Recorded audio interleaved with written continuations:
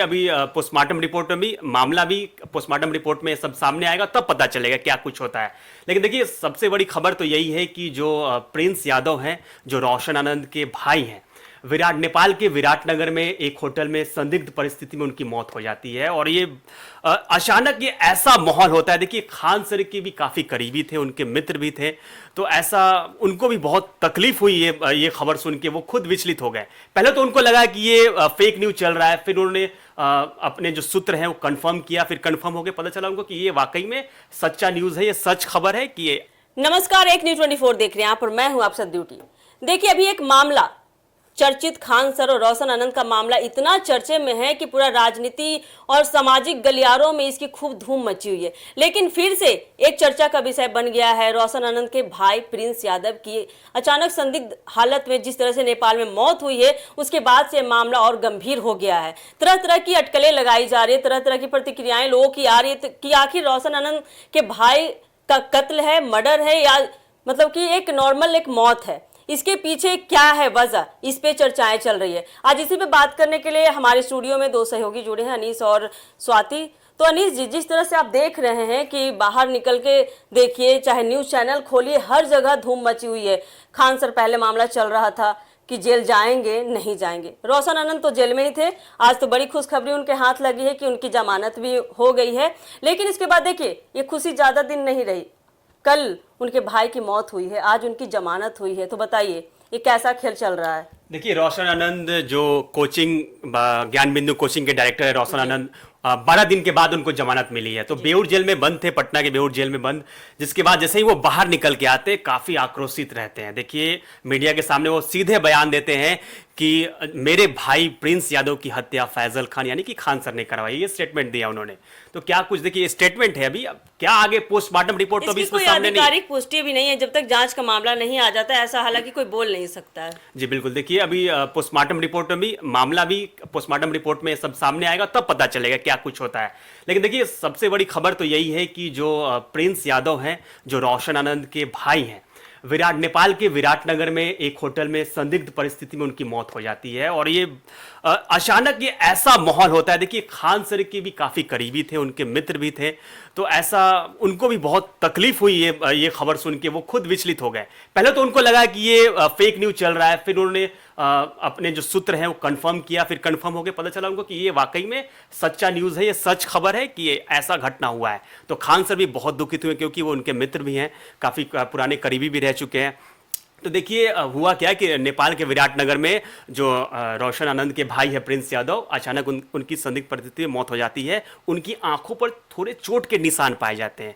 तो इसी में लोग उलझे हुए हैं कि उनके साथ कोई दुर्व्यवहार हुआ है, उन्हें मारा पीटा गया है, उनके साथ कुछ घटना घटी है। लेकिन इस बात का भी कोई पुष्टि नहीं हुई इस बात की, और कंफर्म भी नहीं हुआ। लेकिन ये पोस्टमार्टम रिपोर्ट के बाद ही पता चल पाएगा कि क्या कुछ उनके साथ हुआ था घटना। लेकिन देखिए, खान सर ने सीधे तौर पे कहा है कि इसमें पुलिस को स्टेटमेंट जारी कर देनी चाहिए, पुलिस को आगे आके बोलनी चाहिए कि आखिर क्या हुआ है। देखिए, अब पुलिस भी सामने आएगी, थोड़े दिन के बाद पता भी चल जाएगा। लेकिन देखिए, फिलहाल स्टेटमेंट तब देगी ना जब ये जांच का विषय है, पोस्टमार्टम होगा, उसका रिपोर्ट आएगा, फिर ये क्लियर होगा कि वो खुद से उनकी डेथ हुई है या फिर किसी ने जानबूझकर उनकी हत्या करवाई है। ये तो जांच का विषय है और इस पर पुलिस काम भी कर रही है।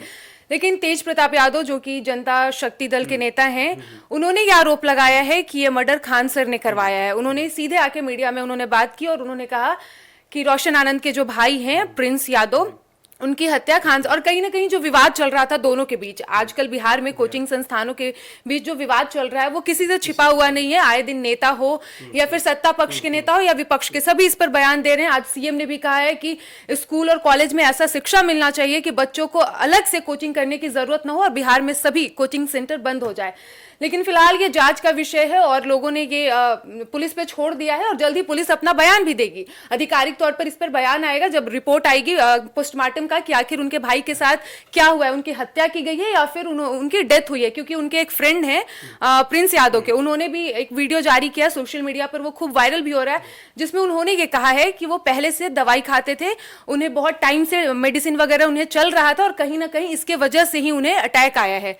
और ये जांच का विषय है और जल्दी लेकिन रिपोर्ट स्वाति, आने के बाद- खान सर भी कह रहे थे कि काफी दिन से बीमार भी चल रहे थे, तो हो सकता है कि ऐसी अब खान सर ने पोस्टमार्टम खुद बोला है कि उन्हें बहुत दुख है, वो उनके एक दोस्त जैसे थे, बेहद करीबी थे, और दोनों के बीच खान सर ने ये भी कहा है कि उनके और रोशन आनंद के बीच जो लड़ाई चल रहा था, जो भी झगड़ा था, आपसी विवाद था, इसका फायदा किसी तीसरे पक्ष ने उठाया है, ये खान सर ने आरोप लगाया है। और देखिए, जिस तरह से पप्पू यादव का बात करेंगे या तेजस्वी यादव की बात करें, तो दोनों नेताओं ने खुलकर बोला है कि जो भी पोस्टमार्टम की रिपोर्ट आते हैं आप उसी उसे basis पब्लिक पे आगे कीजिए। जाओ, बिल्कुल। हाँ, मतलब पब्लिक कीजिए, सबको दिखाइए कि क्या पोस्टमार्टम में निकल कर आता है। और जहां आपने तेज प्रताप का जिक्र किया, तो दोनों भाई का इशारा, तेज प्रताप ने तो यहाँ खुलकर खान सर का नाम ले लिया, लेकिन तेजस्वी यहाँ मतलब बोल रहे हैं दबे छुपे शब्दों में कि हाँ इसके पीछे कोई साजिश है। पप्पू यादव भी बोल रहे हैं कि इसके पीछे कोई साजिश है।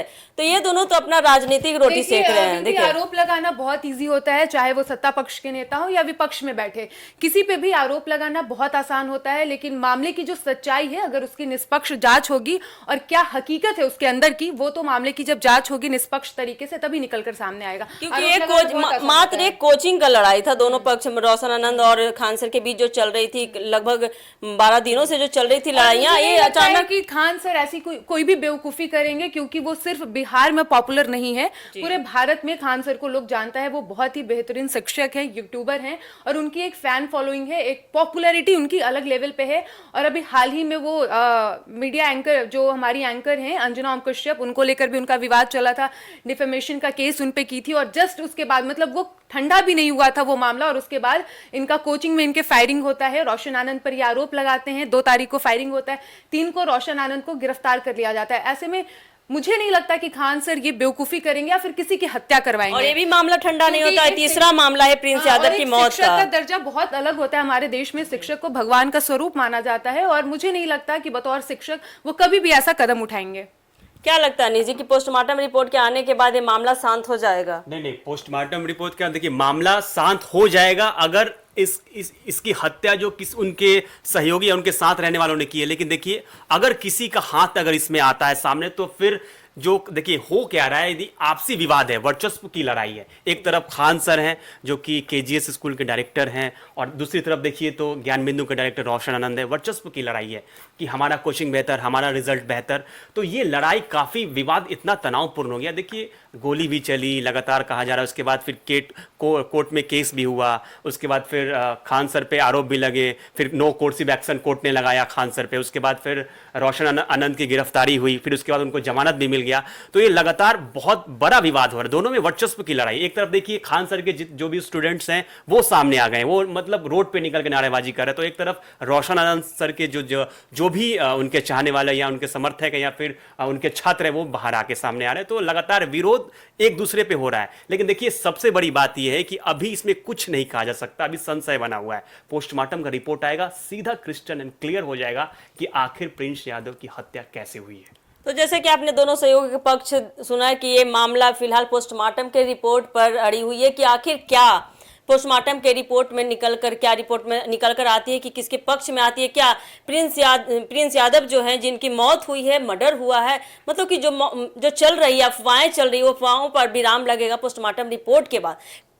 फिलहाल इस मामले को यहीं रहने देते हैं, देखिए क्या निकल कर आता है पोस्टमार्टम रिपोर्ट में, उसकी अपडेट हम आप तक पहुंचाते रहेंगे। फिलहाल के लिए इस खबर में इतना ही। ऐसे अपडेट के लिए जुड़े रहिए हमारे एक न्यूज़ 24 के साथ। दीजिएगा इजाजत, धन्यवाद।